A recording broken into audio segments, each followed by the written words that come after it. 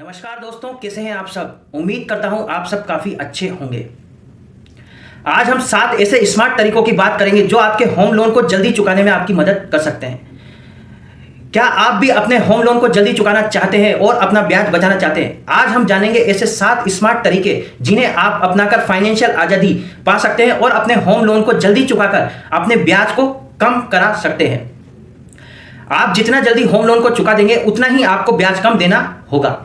Home loan लेने वालों के अच्छे दिन आ गए। आरबीआई ने रेपो रेट में 0.25 बेसिस की कमी कर दी है और फरवरी माह में 0.25 बेसिस की कमी कर दी है और इतनी ही कमी अप्रैल महीने में भी रेपो रेट में कर दी गई है और इस वर्ष में ही 2 बार और रेपो रेट में आरबीआई के द्वारा कटौती की जाएगी।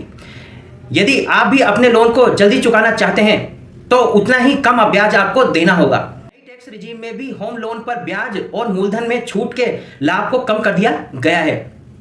आप कैसे अपने होम लोन की किस्त को जल्दी चुका सकते हैं और अपने ब्याज को कम करा सकते हैं, आइए जानते हैं 7 स्मार्ट तरीके। यदि आपके पास पैसा सरप्लस हो, जैसे आपके पास एरियर आया हो, इंसेंटिव या गिफ्ट और बोनस आपको यदि मिला हो, तो आप उन पैसों का इस्तेमाल करके अपने होम लोन को जल्दी चुका सकते हैं और आपको दिया जाने वाला और आपके द्वारा दिया जाने वाले ब्याज को कम करा सकते हैं।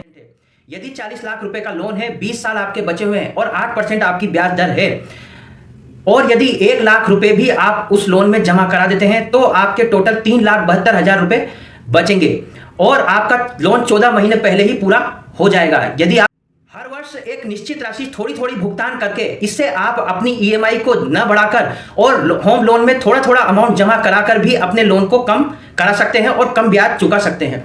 यदि आपका लोन 40 लाख रुपए का है और 20 साल बचे हैं, यदि आप 50,000 रुपए हर साल 16 साल तक जमा करा देंगे तो आपका लोन जल्दी खत्म हो जाएगा और 11,11,000 रुपए आपके बच जाएंगे और लोन भी 57 महीने पहले ही पूरा हो जाएगा।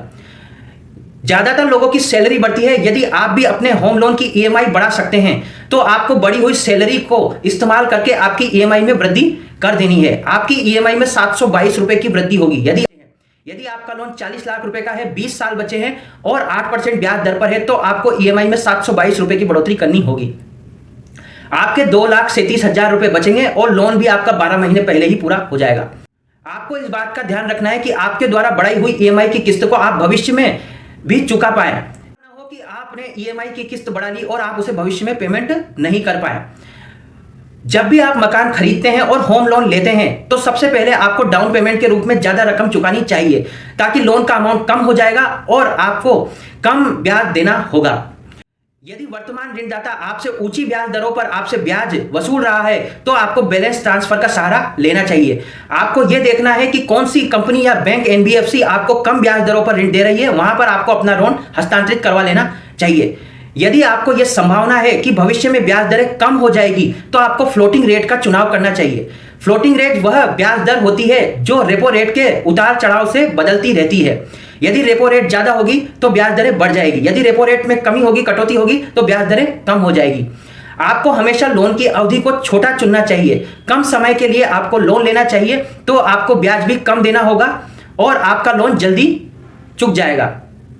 इन 7 तरीकों में से आपको सबसे अच्छा कौन सा तरीका लगा, कमेंट बॉक्स में कमेंट करके बताइए। और यदि वीडियो अच्छा लगा तो एक लाइक कर दीजिए और अपने बेल आइकन को प्रेस कर लीजिए ताकि जब भी वीडियो अपलोड होगा आपके पास नोटिफिकेशन पहुंच जाएगा। Happy investing, thank you.